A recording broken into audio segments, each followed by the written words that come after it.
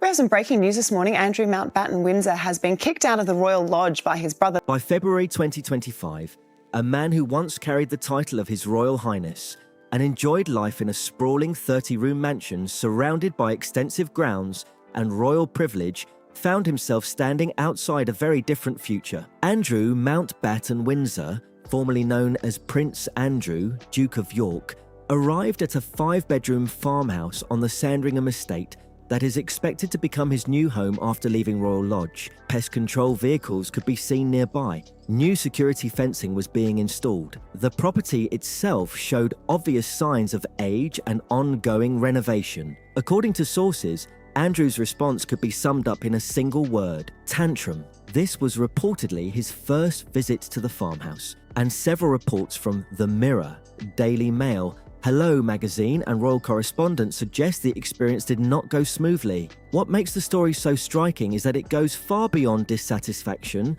with a smaller house. It reflects the steady dismantling of a royal lifestyle, the loss of status and privilege, and what many observers see as a continuing struggle to accept a dramatically changed reality. Sources have used words such as appalled, furious and visibly angry to describe his reaction. To understand why the visit attracted so much attention, it's important to look at the property itself. Marsh Farm is a 5-bedroom farmhouse situated several miles from the main Sandringham house in Norfolk. The building has reportedly stood empty for years and is currently undergoing substantial renovation work. Reports indicate that Andrew toured the property, checked on renovation progress, and reviewed practical details, including measurements for curtains. On the surface, that sounds perfectly normal. Yet behind the scenes, accounts suggest his reaction was anything but relaxed. The Mirror reported that Andrew considered the farmhouse pokey and ramshackle.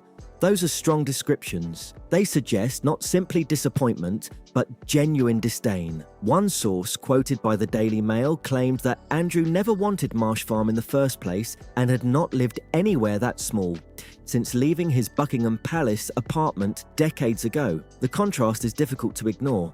For more than 2 decades, Andrew lived at Royal Lodge, a large mansion in Windsor Great Park, offering privacy, space, and the prestige associated with a senior royal residence. Marsh Farm, by comparison, represents a dramatically different lifestyle. Adding to the controversy were reports of pest control activity at the site. While no official explanation has been provided, some reports speculated about a possible rat problem. The sight of pest control vehicles quickly generated headlines and appeared to reinforce negative perceptions of the property. There have also been suggestions that the farmhouse could face flooding concerns due to its location. However, it's important to note that extensive renovation work is underway. Security improvements reportedly include CCTV coverage, a 6-foot perimeter fence, and additional monitoring systems. Broadband infrastructure is also being installed, while landscaping and privacy measures are expected to improve the property's appearance and seclusion. For many people,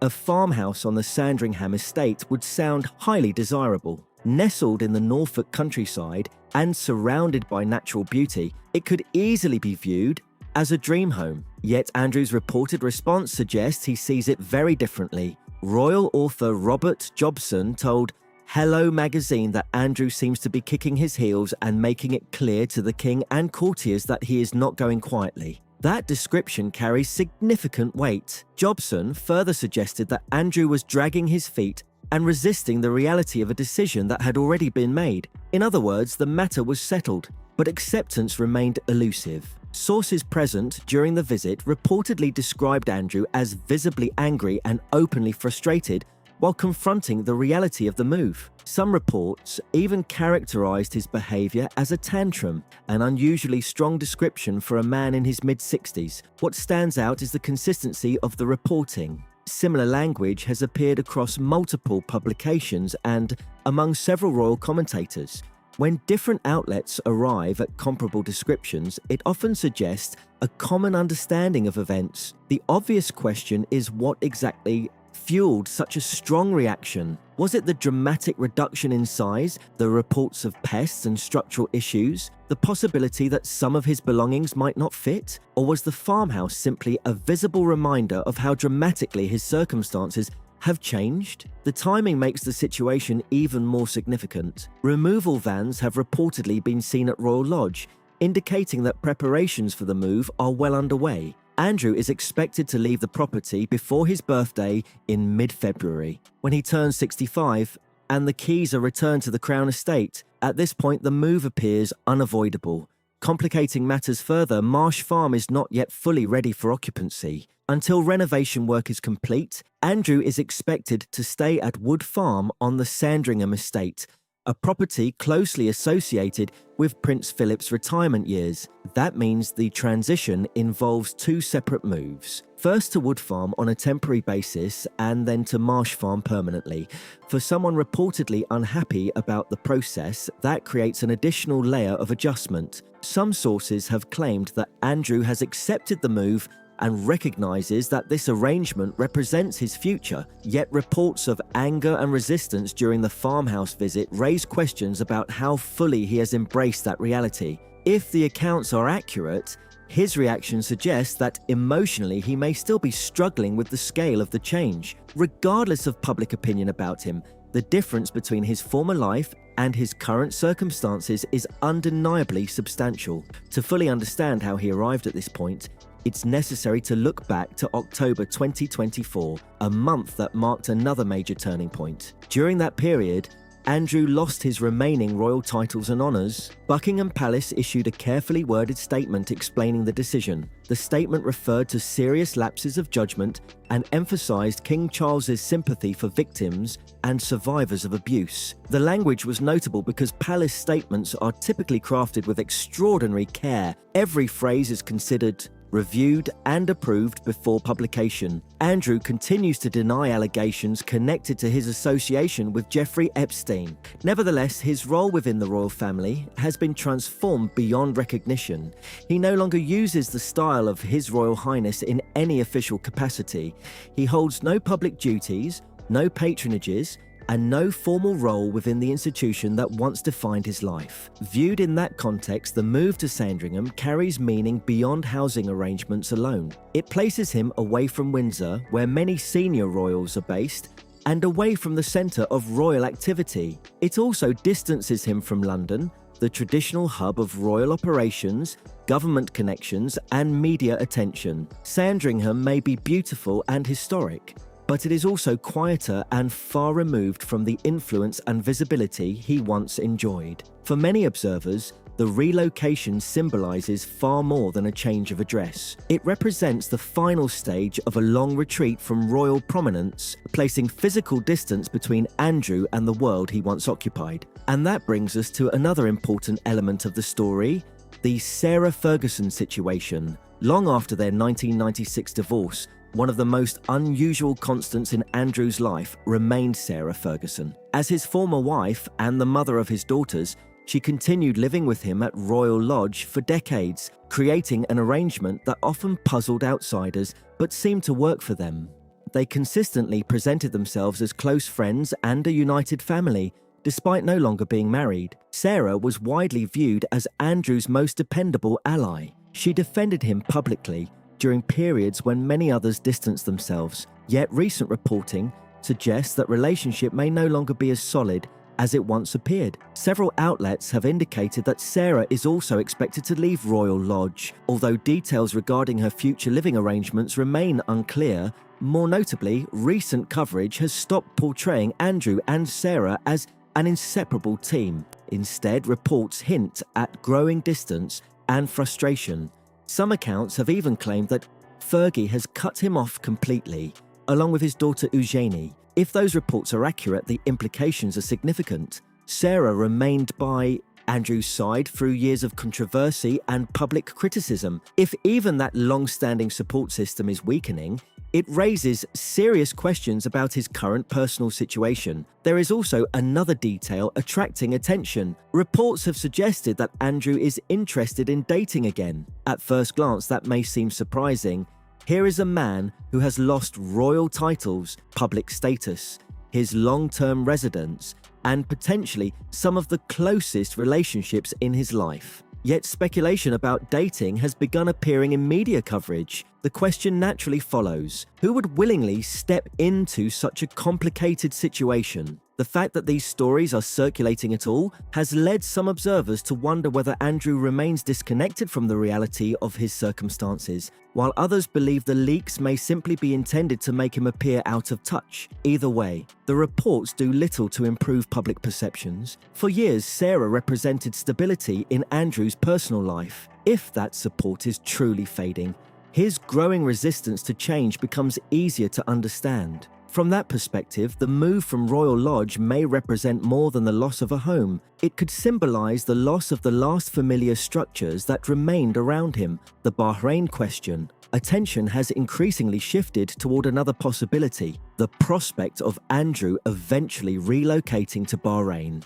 This rumor has circulated for quite some time, but recent reporting has given it renewed attention. Some commentators now discuss the possibility as something more serious than simple speculation. The reasoning centers on Andrew's long-standing relationships in the region, connections developed during his years as a trade envoy, and through various business associations. Supporters of the theory argue that a quieter life abroad could offer him greater privacy and less media scrutiny than remaining in Britain. If that scenario were to unfold, the move to Sandringham might not represent a final destination at all. Instead, it could serve as a temporary stage before a more permanent relocation overseas. Such a move would carry major implications. It would effectively place even greater distance between Andrew and the royal institution. Some might view it as an acknowledgement that life in Britain has become too difficult under his current circumstances. However, an important question remains: would King Charles support such an arrangement? On one side of the argument,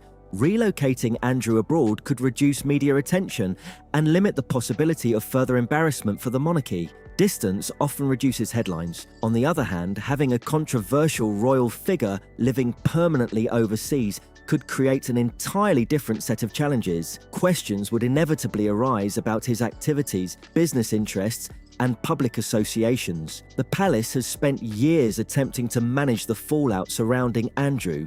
Relocating him abroad might solve some problems while creating new ones that are far harder to oversee. The PR stunt allegations. The story becomes even more complicated when considering a theory circulating among some commentators. Not everyone believes the move is unfolding exactly as reported. According to this alternative theory, the highly publicized renovations, moving vans, and reports of Andrew's frustration are part of a carefully managed public relations effort. The idea is that the palace wants the public to believe firm action is being taken while avoiding the practical difficulties of permanently removing him from Royal Lodge. Under this interpretation, media coverage of renovations and relocation plans creates the appearance of accountability without necessarily requiring a complete separation. Is there solid evidence supporting this claim? Not really. Most of it remains speculation fueled by the fact that Andrew managed to remain at Royal Lodge for a considerable period despite repeated reports that his departure was imminent. Delays and shifting timelines have encouraged skepticism among some observers. Still, the theory persists because Andrew reportedly resisted leaving Royal Lodge for so long. Reports suggested he explored legal avenues and various options to maintain his position there. That history has led some people to question whether he would suddenly accept a move to a property he reportedly dislikes. Personally, the theory remains difficult to accept. The volume of reporting from multiple outlets has been remarkably consistent. Details have emerged from numerous sources, making the overall narrative difficult to dismiss entirely. Yet the existence of the theory itself reveals something important: a significant level of public distrust toward both Andrew and the broader handling of his situation. What this moment really reveals, looking beyond the headlines, the larger question is what Andrew's reported reaction at Marsh Farm actually tells us. At the most basic level, it portrays someone struggling to adapt to a dramatically reduced lifestyle. A man accustomed to privilege now faces circumstances that,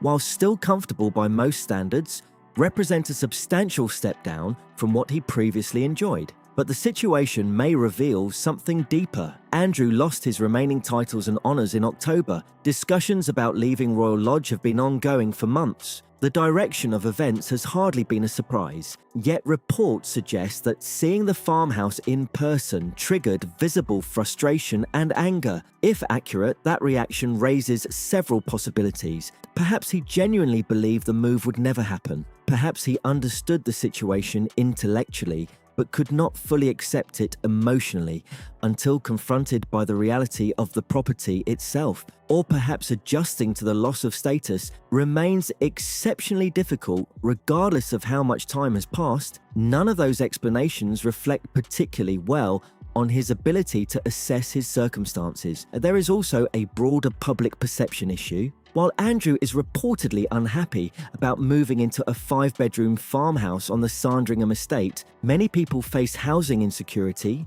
rising costs, and significant financial pressure. Against that backdrop, complaints about a property that would be considered highly desirable by most standards can appear deeply disconnected from everyday reality. Whether he recognizes that contrast is another matter entirely.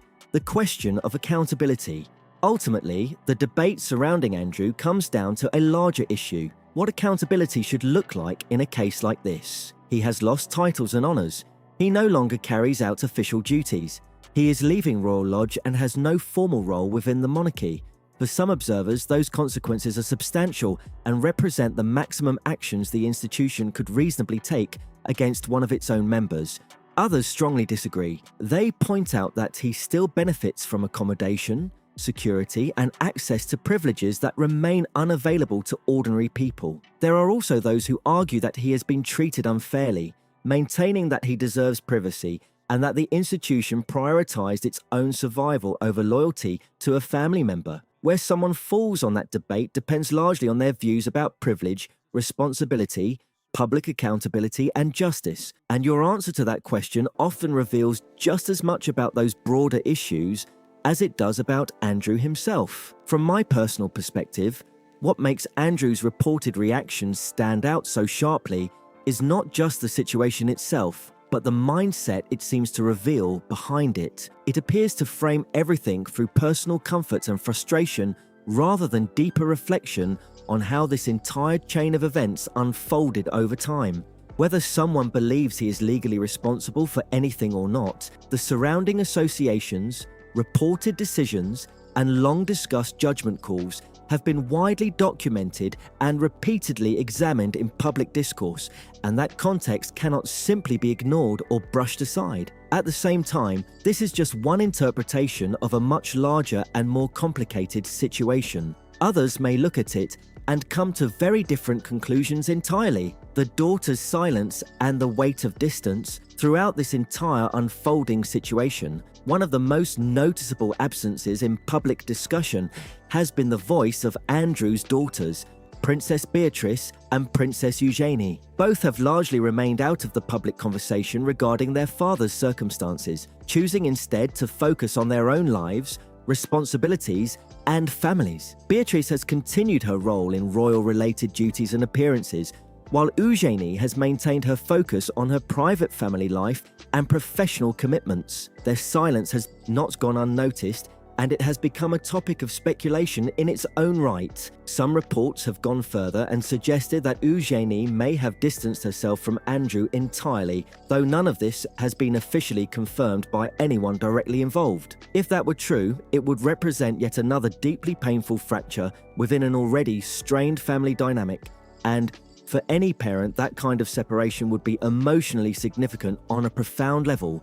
But there is another way to interpret their silence that is often overlooked, and it may actually be the most strategic choice available to them in such a complicated situation. By not publicly defending their father, they avoid becoming entangled in the controversy and criticism that inevitably follows any public statement of support. At the same time, by not publicly condemning him, they also avoid severing ties in a way that would make reconciliation or private connection nearly impossible in the future. They are essentially navigating a very narrow emotional and public path, trying to preserve dignity, privacy, and family structure, while also protecting their own reputations and futures in an environment where every statement is heavily scrutinized and interpreted. It is a position they did not choose, yet one they are now forced to manage with extreme caution and restraint. The pressure of the Easter timeline. Recent reporting has suggested that Andrew is expected to be settled into his permanent residence by Easter 2025,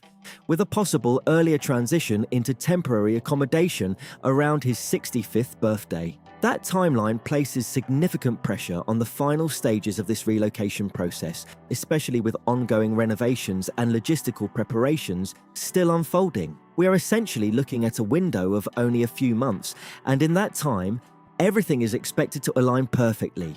Construction work, property readiness, security adjustments, and personal transition.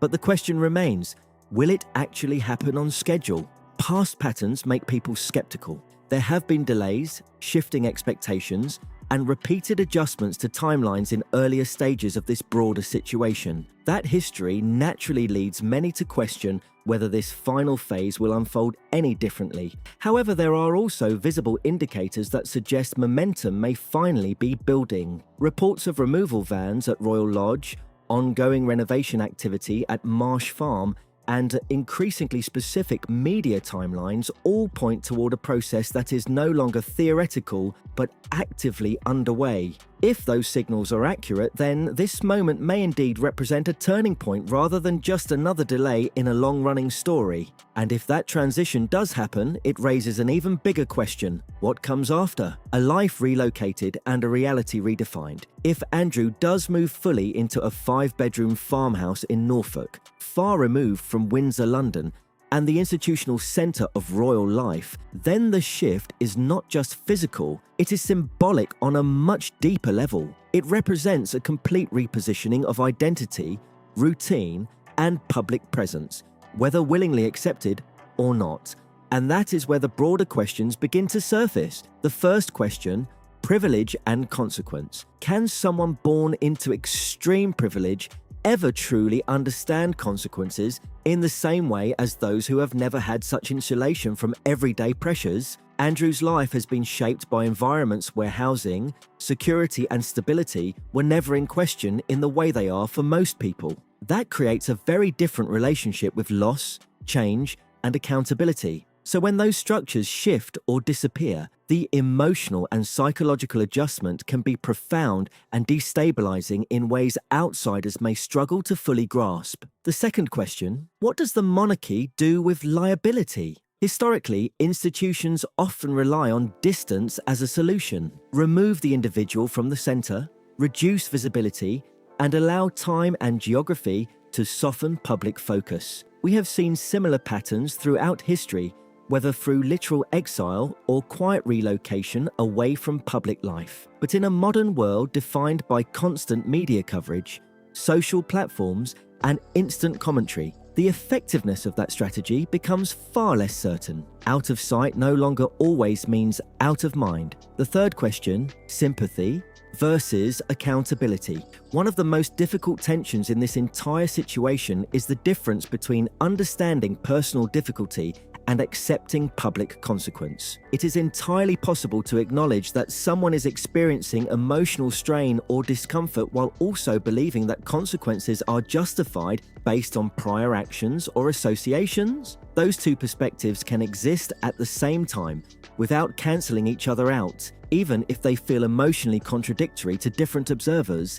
The fourth question, what does accountability actually look like? If the removal of titles, privileges, status, and residence is not considered enough by some, then what would meaningful accountability look like in practical terms? And if it is considered enough by others, then why do moments of frustration, resistance, or reported anger still generate such strong public reactions? These are not simple questions, and there are no universally agreed answers. What happens next in practical terms? In the immediate future, the reported plan remains relatively straightforward. A temporary move into Wood Farm, followed by a transition into Marsh Farm once renovations are completed. But beyond that structured timeline, multiple scenarios begin to emerge. Scenario 1.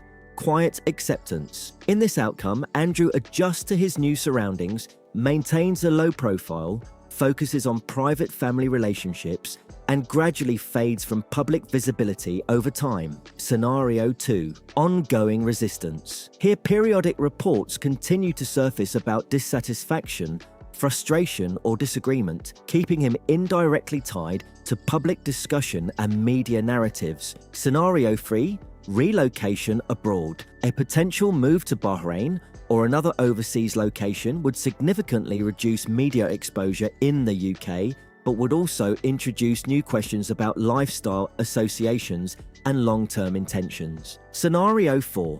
Controlled rehabilitation attempt. This would involve a structured effort to reshape public perception through interviews, charitable work, or carefully managed appearances, but such attempts carry high risk and could easily intensify scrutiny rather than reduce it. At this stage, no single path is clearly guaranteed, and each option carries its own set of complications. The final reflection: we began with the image of Andrew reportedly standing before a farmhouse, reacting strongly to what sources described as frustration and resistance. We end with a much broader picture of uncertainty, transition, and ongoing public debate about status, consequence, and accountability. Some view the situation as a necessary correction of long-standing privilege. Others see it as excessive or unresolved. Many fall somewhere in between, recognizing complexity without committing fully to one interpretation. What remains consistent, however, is the perception that acceptance has not yet fully taken hold. And as long as that remains the case, the story continues to evolve rather than settle. The palace may prefer silence and distance moving forward, but public attention does not always follow institutional preference. And that leaves us with the final question: will Andrew eventually fully accept this new reality and fade into private life in Norfolk? Or will the possibility of relocation, resistance, or further developments keep this story active for much longer than anyone expects? Only time will reveal the answer. If you've followed this story, drop your thoughts in the comments below and share what you think happens next. Do you believe he settles quietly in Norfolk, or is another major shift still ahead? And if you want to stay updated on future developments, make sure to like, subscribe, and turn on notifications so you don't miss what comes next. Because one thing is certain, this story is far from over, and there are still more chapters waiting to unfold.